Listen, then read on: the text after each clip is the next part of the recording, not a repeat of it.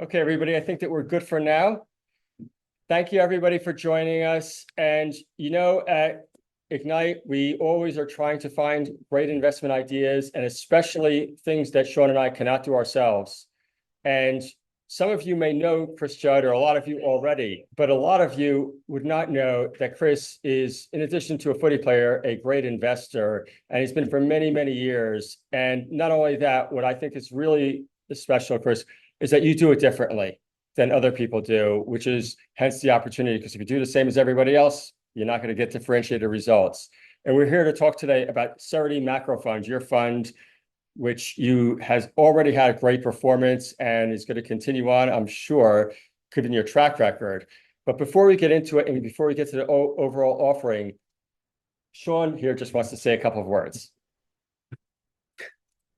Hey, Chris. Sean, how you going? Good, and you? Very well, thank you. Good. So welcome everyone to the Carlton show. We're going to talk about Carlton for the next hour. So just really looking forward to it, Chris. So I think after the weekend, we're happy to talk about Carlton. Very happy. Yeah. So we're not worried about going to Brisbane, playing them in the finals. Like, that should be all right. But it's more the next week I'm worried about. I'm just happy to try and get to finals first, but I like the optimism that you're showing. Can't wait. Anyway, just want to give a little bit of an intro. I've known Chris for quite a while. Last March, Chris was being inducted into the Carlton Hall of Fame, I think. Yep. Yeah, I was there too. I was hoping to be inducted, but I wasn't successful in the night. But I spoke to Chris and he told me he was starting a fund. Now, honestly, the first thing I said was, Chris, do you remember? I said, I'm in. You were keen to get involved from day one. You were the easiest sale I've had. I thought so. And that is because I followed Chris on the market for a long time. I've seen you on top 20s. You've given me share tips. And apart from one or two, you're a gun on the market. So I straight away committed. And your first year has been great. What's it, 20? Oh, the first 12 months was about 25%. 25%, nothing wrong with that.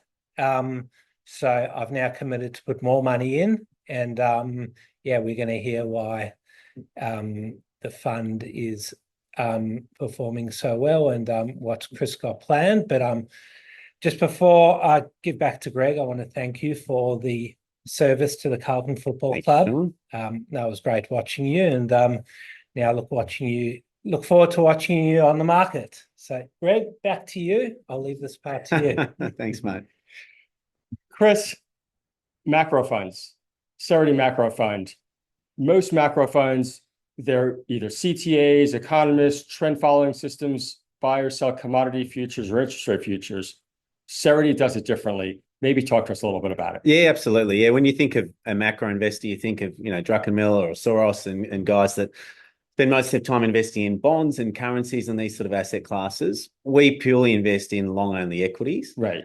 The macro side of it for us is the idea generation is around macro ideas. Okay. And a macro idea to us is a long-term secular trend that can last over multiple business cycles. And that's really where we start with our investing framework. Okay. And then we look at what market liquidity is doing before we try and assess which bottom-up ideas express that view the cleanest. Right. And liquidity, maybe it's a good time to talk about your pillars of investments, if you will, because that's one of them. But you have some basic pillars that you structure your entire portfolio around. Can you talk about them? Yeah, so liquidity for us refers to central bank liquidity. Right. So we're not talking about how many shares are being bought and sold each day in equity markets, which is another form of liquidity.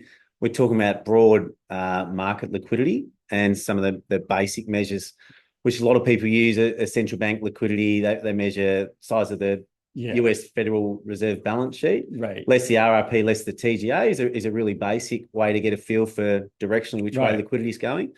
And then, obviously interest rate and money supply coming out of China, the world's second biggest economy, and other economies as well. What we look at to then decide if we want to be in higher risk, more illiquid positions to express our macro views, or if liquidity is really tight, we want to be in larger cap stocks that have more natural liquidity that are spitting out a high amount of cash. I mean, I think the lesson for us was learnt really clearly in COVID, when Right. we were sitting through the biggest economic crisis since World War II, and we were all watching our house prices rip 20+% a year. And at a time with no migration, what that really illustrated clearly was just how powerful liquidity is when it's being stuffed into the financial system. So that's something that we really pay a lot of attention to. Right. And I guess liquidity, and with that right now, we can really get into a detail, which is interest rates and market cycles. But right now, we are at a potential tipping point in the interest rate cycles where there's a 75% probability of a rate cut next month at the meeting. Are you adjusting your portfolio based upon that? Yeah, well, we're more interested in liquidity than interest rates per se, but liquidity is starting to become quite bullish, and that's largely based around the economy becoming quite bearish. So we really split up those two things. But yeah, like you said, it looks like the US are going to cut rates at their September meeting. Right. Australia, we look like we're a little bit further behind than that, but all around the world, whether it's in, throughout Europe, China, the UK, even the Bank of New Zealand the other day. Right. Central banks are starting to cut rates, but for us, we think it's those other liquidity measures that are even more important. Can you just talk to me about them a little bit, or like these like GDP or debt ratios? Yeah, so I mean, things like the US bond buyback program we think is really interesting and new. We think the TGAs and the ability to spend that down leading into the election in the US is really interesting. Right. So some of those alternate liquidity measures, which we think people or central banks will turn to, we think really important. And even the flash crash we had on the 5th of August was quite illustrative. You had the Bank of Japan raise rates by 25 basis points. And all the unwinds, And then a day later, you had the Reserve Governor in Japan saying, take it easy. It was just one move. We've got no intention to do any more, even though they previously said they want to get their rates up to around 2% from zero. So, I think when if you look at the US, you've got a 7% deficit of GDP at a time when you've got full employment, a property market at all-time highs, and S&P near all-time highs. So to have those capital gains tax playing such a big role in tax revenue, to have full employment playing a big role in tax revenue, and to still have deficits that are unprecedented outside of world wars. And growing, speaks to the ability for them to withstand really poor asset markets for an extended period. And the most immediate flash crash in Japan felt almost illustrative as well, the amount of pain people are willing to take. Right. By people, we mean, central bankers and politicians. Yes. The time towards intervention appears to be shorter and shorter when we do have these asset prices get crunched. Right. And also on the macro side, we can't ignore the US elections coming up. And when you really break it down economically, the differences between the parties really comes down to one word to me, which is tariffs. And Trump is talking about anywhere from a 10 to 30% tariff tax. And China obviously has a disproportionate effect on Australia here than it does even in the States. Is that obviously you're watching it, but is that something that you're positioning your portfolio for at this point? Yeah, I mean, certainly the noise with Trump is he really wants to be stronger in reshoring manufacturing into the US. For sure. And tariffs are a part of that. And a weaker US dollar is a part of that. And he's spoken about that. Right. The challenge with the weaker US dollar is most economies are trying to weaken their currency. Right. So it's what does it weaken against? We're already seeing it weaken significantly against gold. Right. But to be able to make it weaken against other countries that are also debasing their currency can be a bit more challenging. But I think there are some differences. I mean, I think big tech would be hoping for a Kamala Harris victory.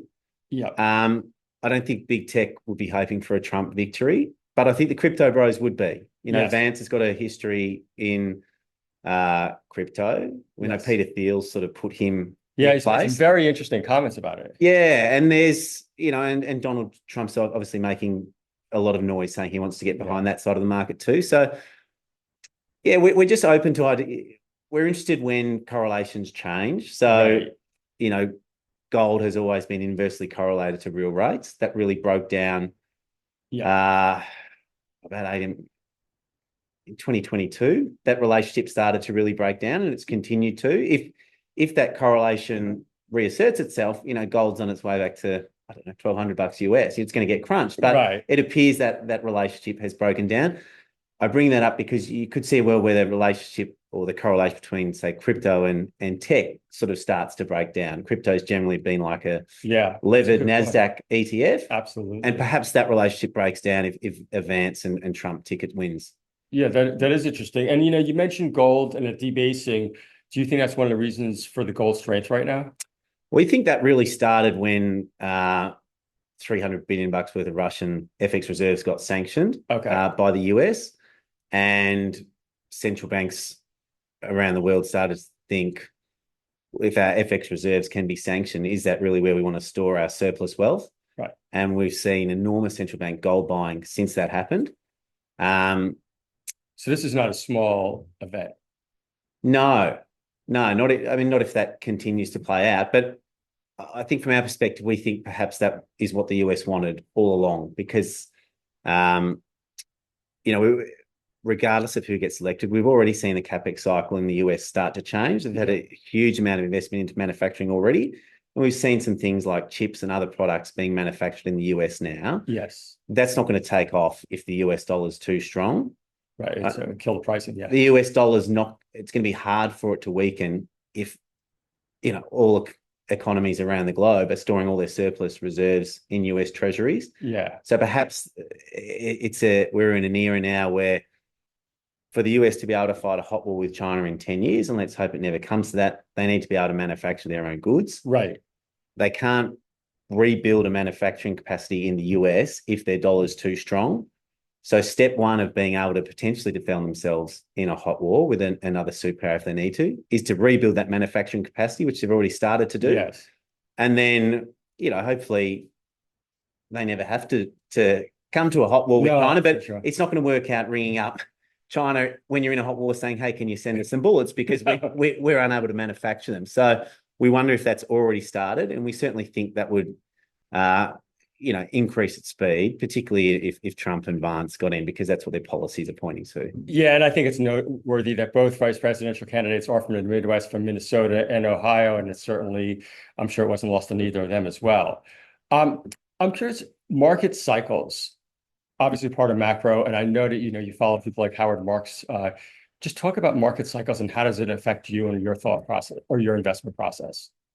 Well, market cycles, people talk about business cycles. I think, for us, we think sort of there's a rolling 4 or 5 year debt refinancing cycle that's almost more interesting, where companies lock in their debt for a period of time, and then every 5 years or so they've got to refinance it, and that gives them another 5 year period where they can go and do some more aggressive things until they need to refinance again and have that money locked in.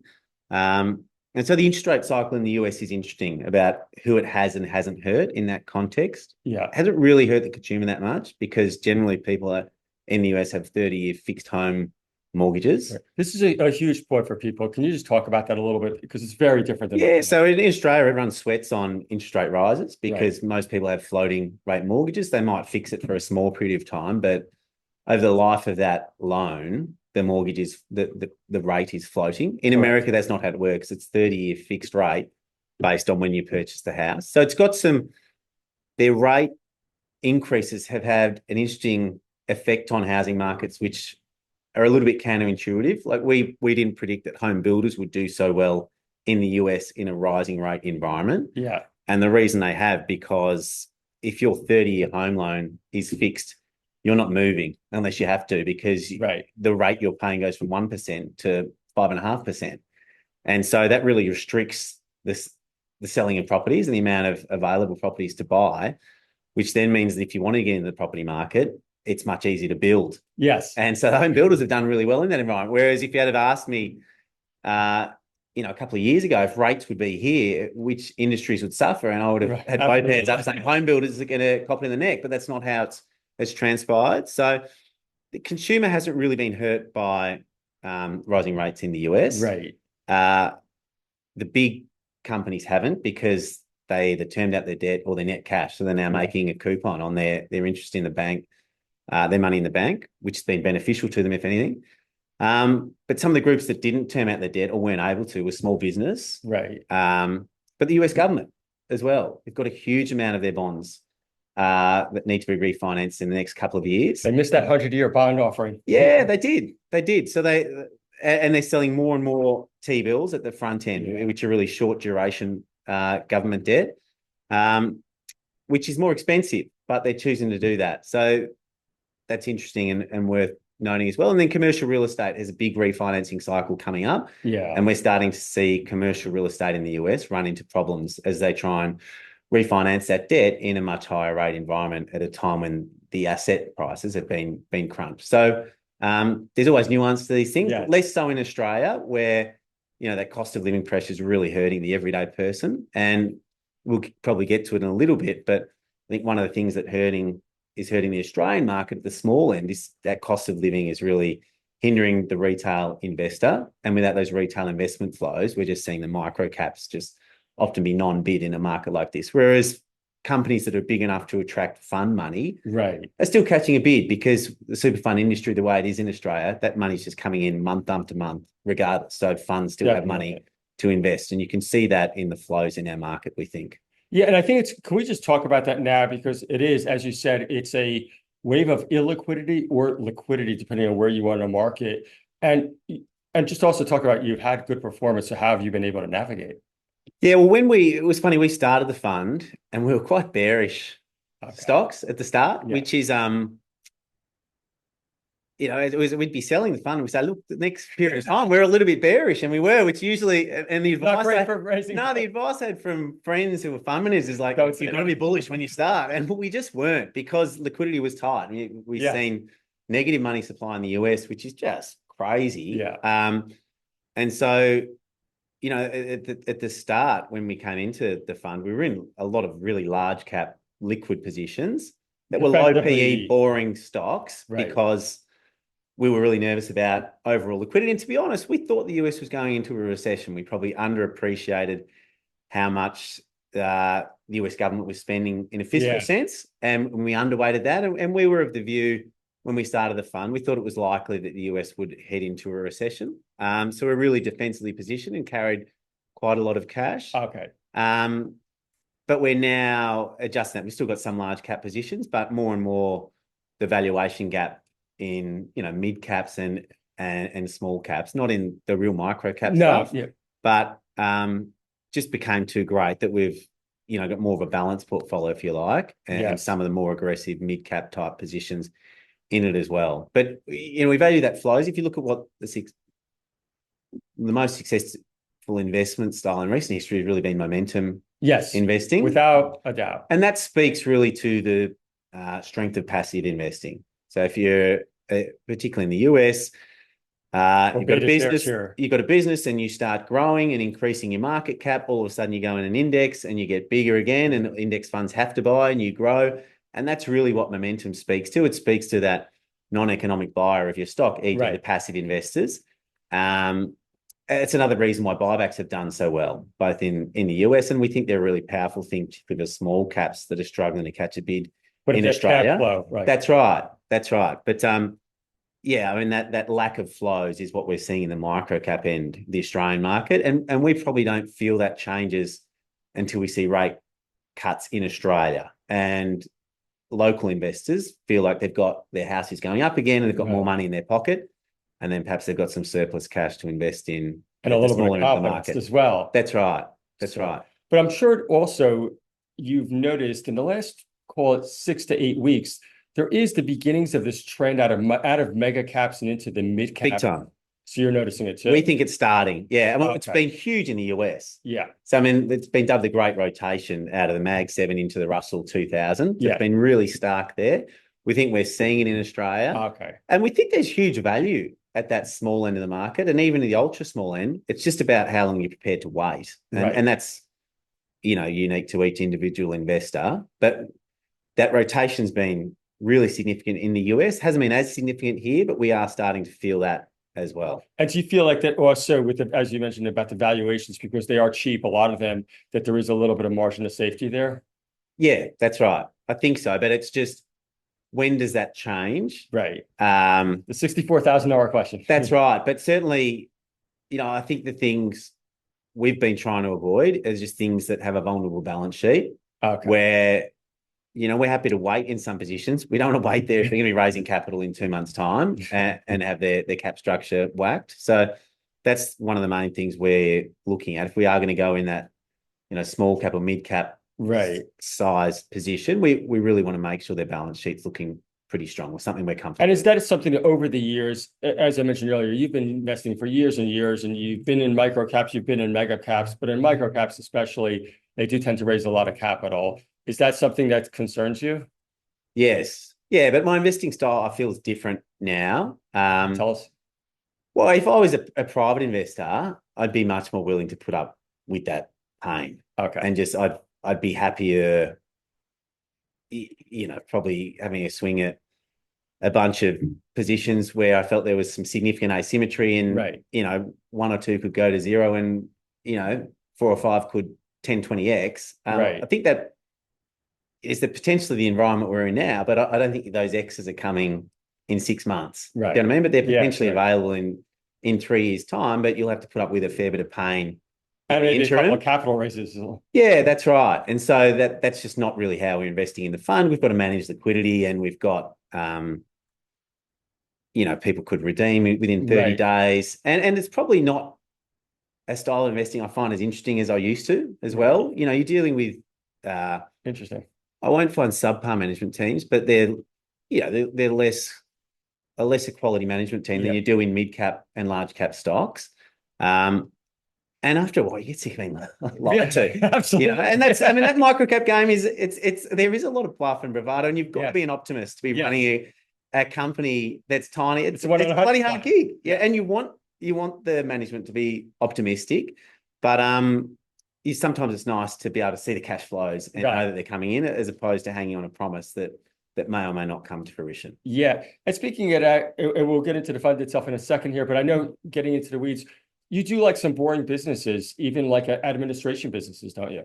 Yeah. Yep. Yeah. We've got, we don't find boring. We really like boring businesses, particularly in this environment. But if we were back to, that post-COVID era where money supply was ripping at 25% a year, then we'd be on the sexiest business full of all sorts of promises and, flying hoverboards and the whole works. But in this environment, to be able to have some boring businesses in the portfolio, and really, we very much take a portfolio approach. You do. So some managers or investors are just like, we just want great businesses. We don't care how they match up with our portfolio. I mean, we really want a mix of businesses, and Diego Perilla has the soccer team analogy, but we do quite like that, where some of our businesses are defenders, some of them are midfielders, some of them are forwards, and then cash is your interchange, because you can use that cash to create another attacker, midfielder, or defender. And we do like that analogy, and we do feel like we want a mix where, particularly in this environment, where it's still hard to get a real read on the data, whether the US is softening, liquidity is increasing, albeit not ripping. So we want to have a mix of some defensive businesses, and that to us might be gold, or some really low PE stocks, some midfielders, which might be some high quality businesses, and then some higher growth, long duration type businesses as the attackers. And then we've got a chunk of cash there ready to implement if conditions change. Right. So it really is, as our mutual friend Barry Karp says, it's like managing a team with the companies are the equivalent of the players. Yeah, and that's right. So we get showed quite a few opportunities where brokers be banging down the door saying, we just love it. And we're like, yeah, we think it looks good, but we've got 2 or 3 things that look like the same trade. And we can't just load up the portfolio. Because the correlations of these types of businesses, they're all going to move together. Yes. So there's a lot of internal rating within the portfolio, and we're really focused on it. If whatever we like the most at this valuation, we want that to be our biggest position or in our top 4 or 5 holdings. There's nothing more annoying when your favorite position is your 15th biggest holding. Yeah, and you get nothing out of it. That's right. That's right. So we try and maintain really focused around that. Right. Chris, I want to change a little bit for a second. You've had great performance, as I said, and it doesn't come just from only reading. There is something internal. It feels like you are a little bit willing to go against the tide, even with the name, your macro fund. You don't do it like everybody else does. Is that something that you've just always had as a life lesson? Yeah, I think that's just a personality trait. Okay. So, yeah, I always feel uncomfortable doing the same stuff as everyone else. Whether as an athlete, I always felt uncomfortable. Right. If everyone's doing... If our team or myself was doing the same training as every other team, but we wanted a different result, that just never made sense how that would pan out. You're just hoping to be lucky. And that's sort of carried on into investing. Right. You know, you can tell a lot by what people fear. And, you know, I'd be fearful if other people said, well, they're just like every other fund in Australia, or they're just like an index fund with a few relative trades. That's really not how we invest. We've got a benchmark that we need to outperform to earn performance fees, but we don't look at that benchmark at all as when we're allocating capital. Right. And us as investors, for Sean and myself here, and for you too, it sounds like you're much more absolute focused than relative focused. Completely. Okay. Yeah, completely. So, and that's just what we find interesting. Right. You know, the reason, you know, we've had a good start, but it's very early days for us. We're 14 months in, so we're not getting carried away. But, you know, if we're going to build a successful funds management business, it's going to be because we're really excited to come to work each day. Yeah. And what's exciting for us is trying to work out what's happening in the world and what could come next and what companies could benefit. For us to just say, you know, Woolworths is a bigger part of our index than Coles, let's over-index Woolworths. There's nothing wrong with that type of trading, but it's not something I find interesting. And hence, as a result, over a long time frame, it's really likely other people will be able to do it better because they will find that fascinating. Right. So, and I think Australia is really well served from bottom-up investing. I think there's great bottom-up investors. There's not a lot of macro funds or people whose idea generation comes from macro. So we think that's a little bit unique. And hopefully, you know, so far our investors have been happy with the approach. Chris, as I said, the performance has been great so far. But you are not an overnight success. You've been doing it for many, many years. Finally, for people that do want to invest, what is the best way to find you?